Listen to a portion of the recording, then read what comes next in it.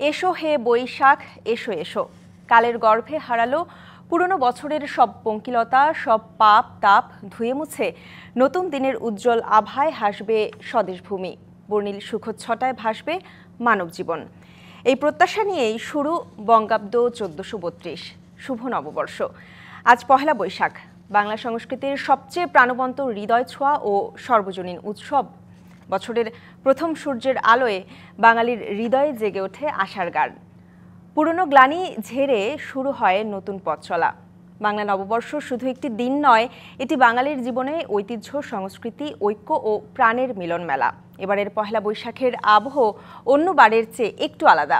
গেল 5ই আগস্ট ছাত্র জনতার অভ্যুত্থানের রাজনৈতিক পালাবদলের পর এটাই প্রথম বাংলা নববর্ষ উদযাপন। নতুন চেতনায় বর্ষবরণ আয়োজনের প্রচেষ্টা চলছে দেশ জুড়ে। রমনা বটমূলে আলোয় আলোয় মুক্তির সন্ধানে চলছে ছায়ানটের বর্ষবরণ। বাংলা নববর্ষের অন্যতম আয়োজন মঙ্গল শোভাযাত্রা নামটি বদলে নতুন নাম হয়েছে বর্ষবরণ আনন্দ শোভাযাত্রা। প্রাণের উচ্ছ্বাসে মেতেছে গোটা জাতি। বর্ণাঢ্য শোভাযাত্রা সহ থাকছে নানা আয়োজন।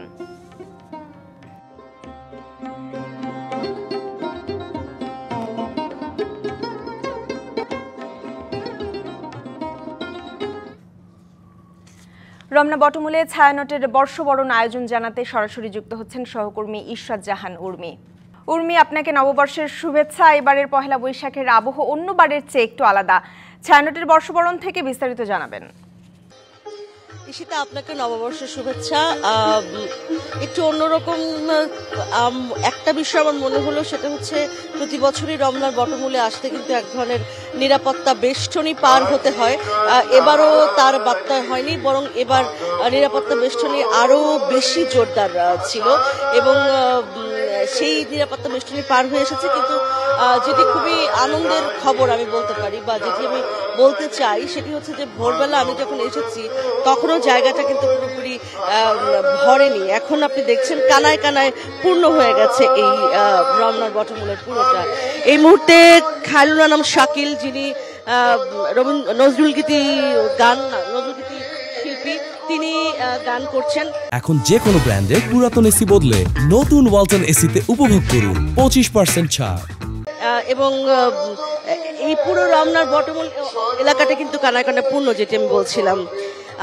রবীন্দ্রনাথের বিভিন্ন আবাহনী গান, নজরুলের গান, লালনের গান, বিভিন্ন গান নিয়েই সাজানো হয়েছে এবারের এই অনুষ্ঠানটি। এবং আপনি দেখতে পাচ্ছেন হয়তো যে শুরুতেই একদম সামনের সারিতে শিশুদের রাখা হয়েছে এবং খুব সুন্দর করে দেখেন আপনি যে রমনা যে সবুজ হয়ে গেছে গাছটি, এবং সেখানে মনে হচ্ছে যে একটা পতাকার মতো মাঝখানে লাল পাঞ্জাবি পরা ছোট ছোট শিশুরা এবং দুপাশে সাদা লাল শাড়ি পরা।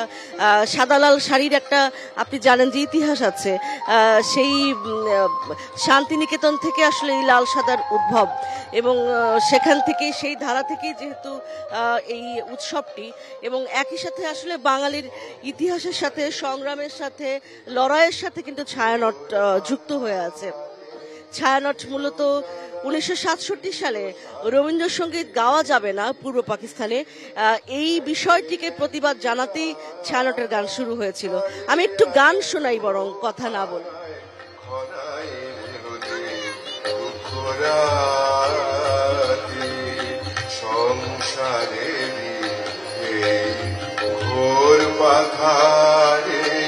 ছিল যারা প্রিয় সাথী, একে একে তারা ছাড়িয়া গেল হায়, খনাই রোজে দুঃখ রাতি। ধ্রুব তারা হয়ে তুমি জানো, অসীম আধারে প্রভু আশারিয়ানো।